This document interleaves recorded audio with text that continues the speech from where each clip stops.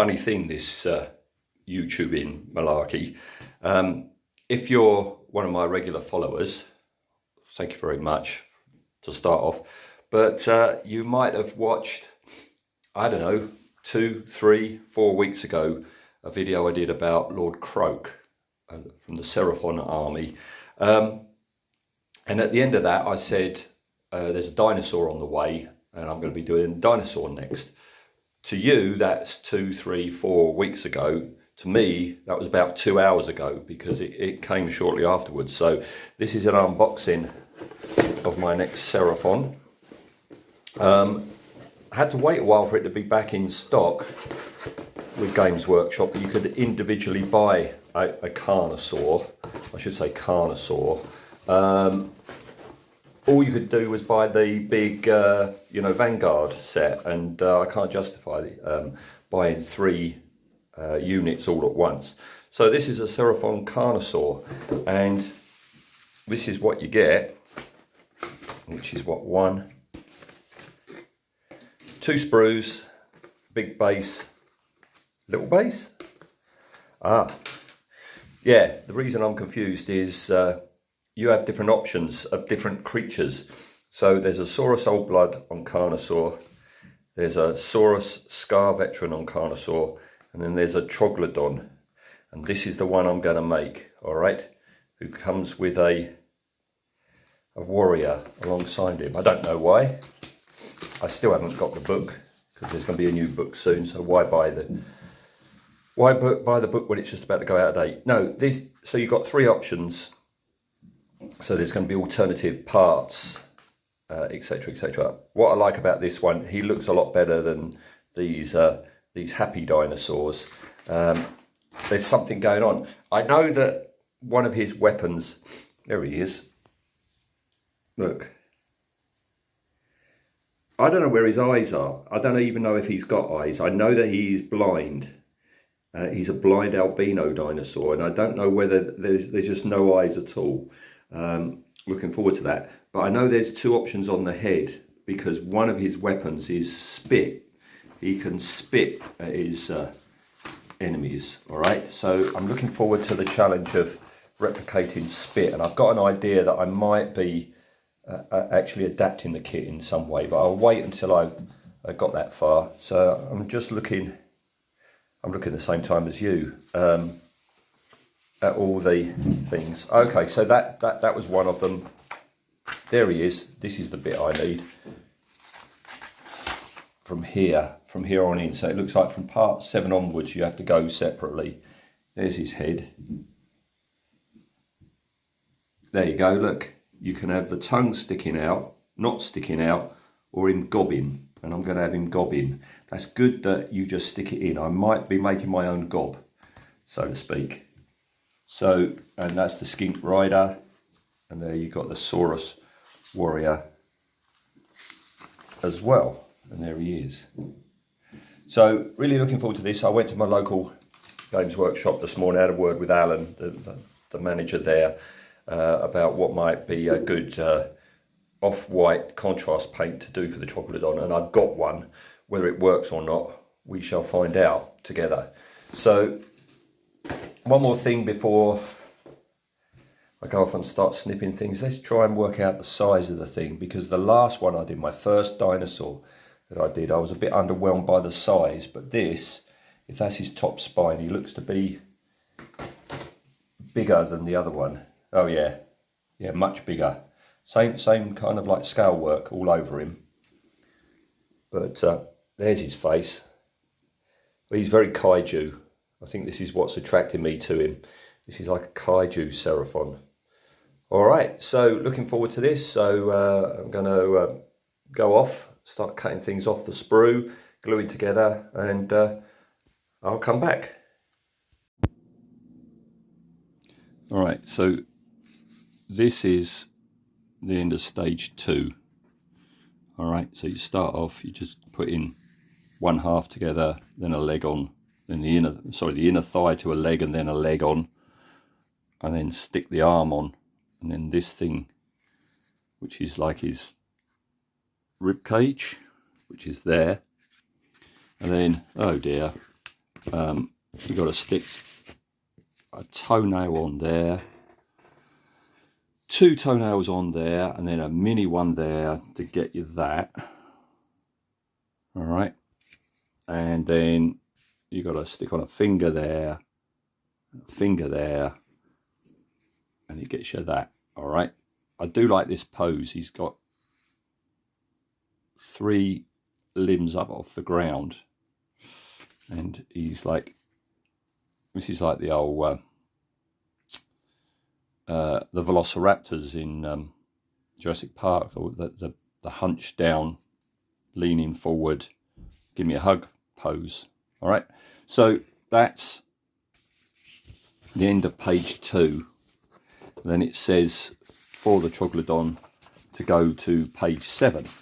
All right, which is here. So the next thing I've got to do, stick lots of tassels on, then his head, and then I think, yeah, then his fins, the end of his tail. That's him pretty much done, because look, after that it's just the skink, and it's the little guy, the Saurus Old Blood, as he's called.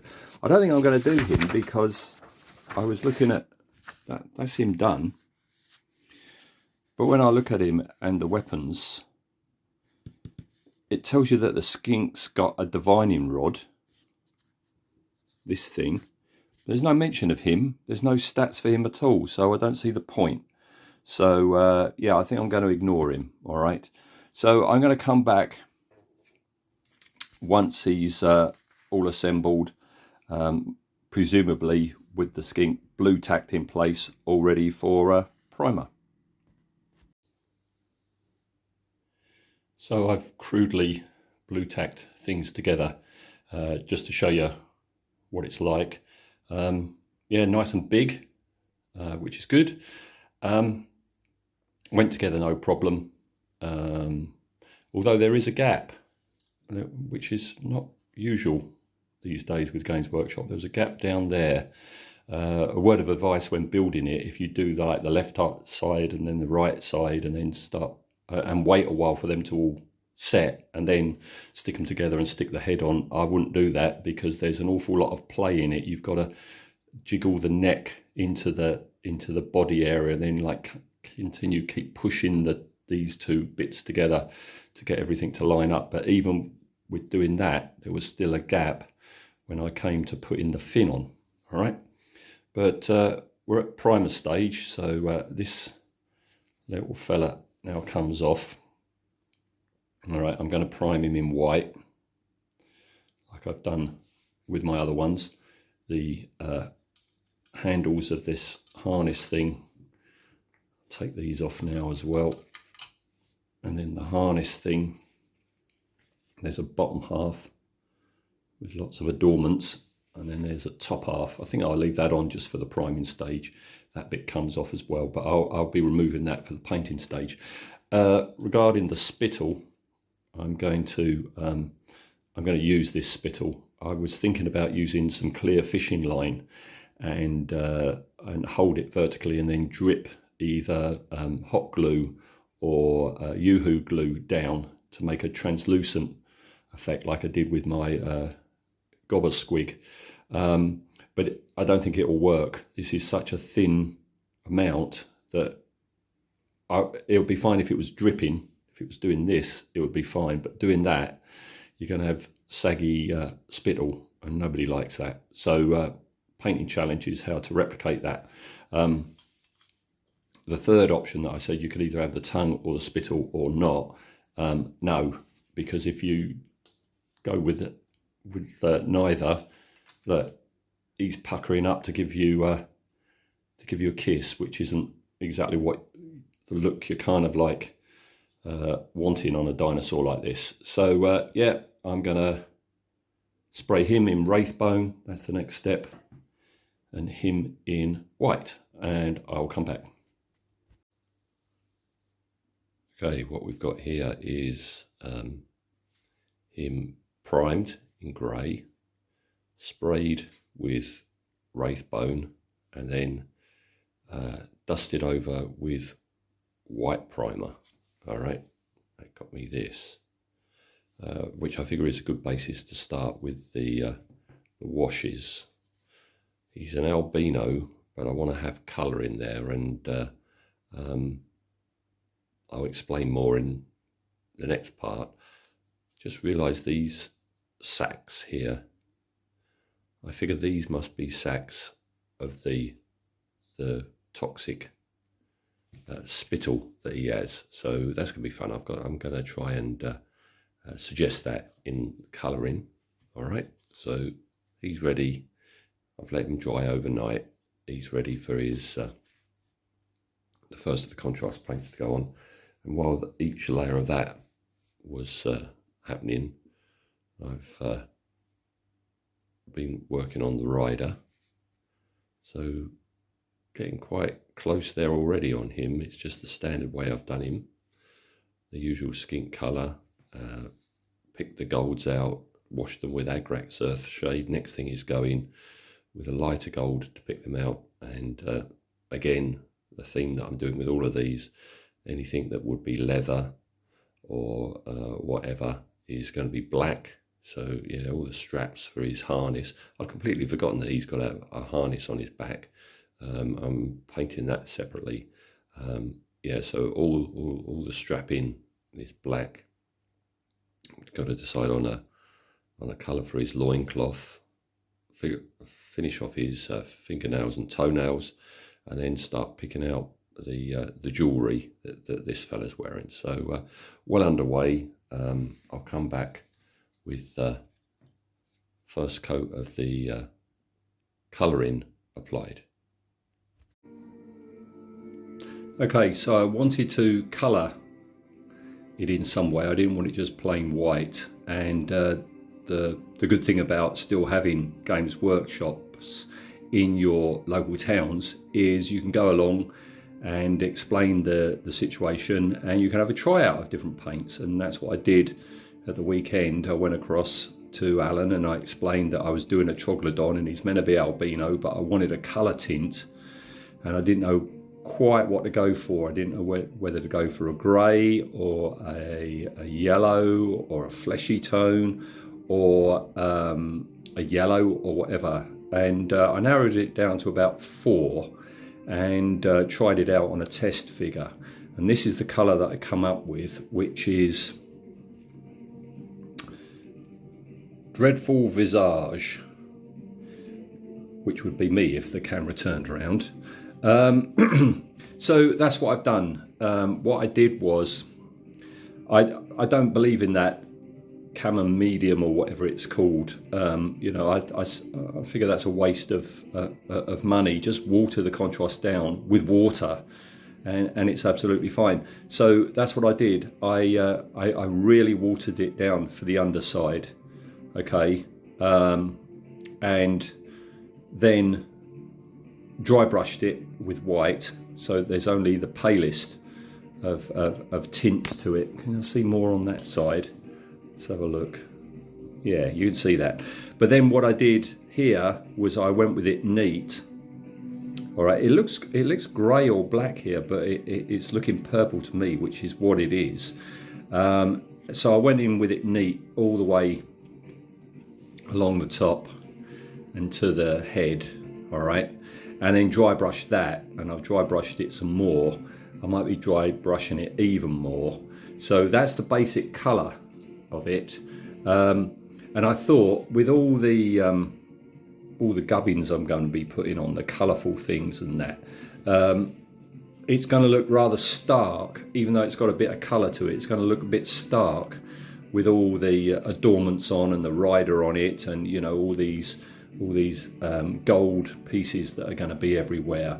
So just to add a bit of contrast and break it up, you can see I've put in I've blocked in a lilac colour, because I'm going to be darkening that down with contrast paints. And then his sail between these fins is going to be a dark purple. All right, you can see I've been picking out the claws, so another bit of colour contrast.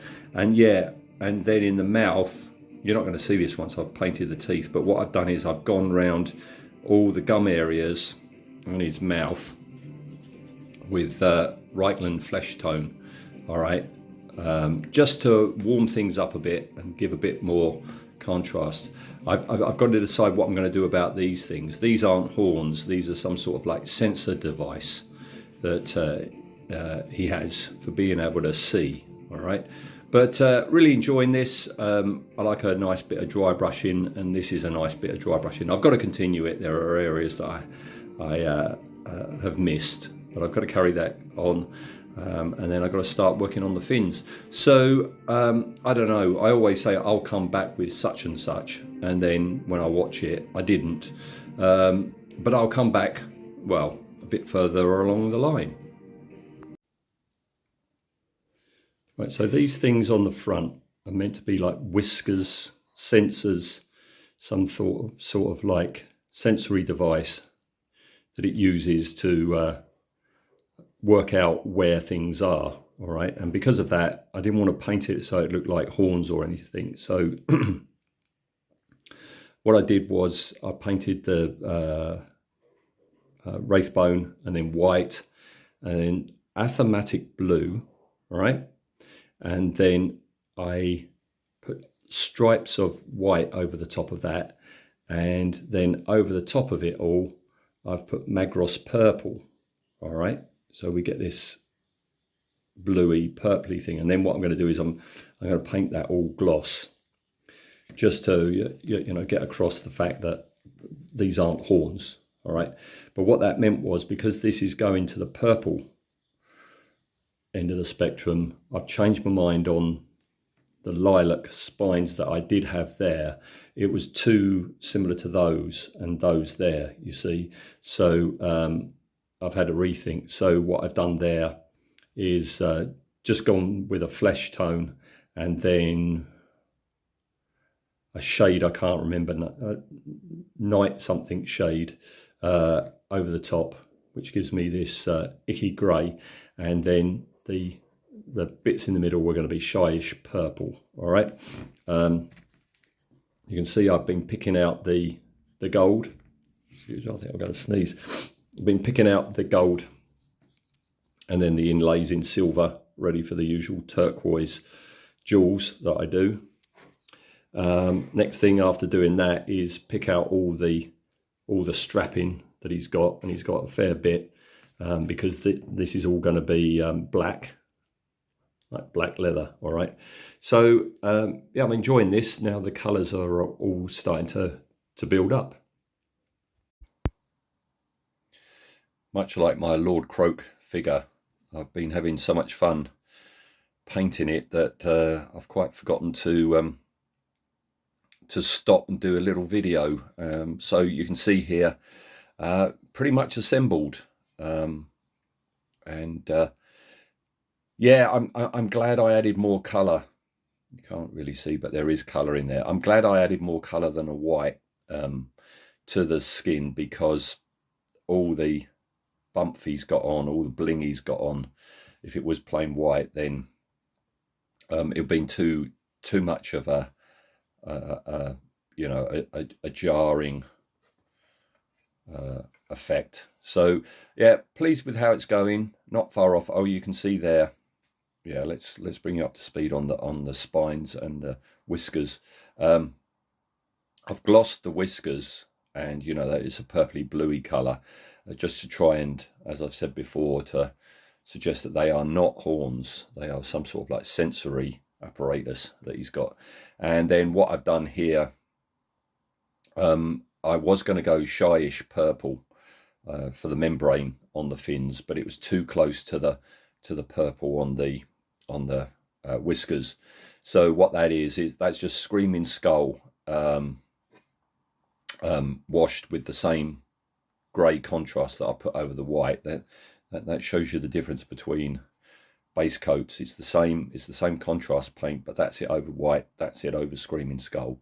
The little fella's up on top, he's all assembled, he's in. That was fiddly to glue. I kind of like had to put glue in each of these sockets and glue on the handle, and then put him and that in, and then move him around until he was in position. But he's in there. All I've got to do now is do a little bit of touching up on the paint here and there. Put the scatter material on the base, paint all that up.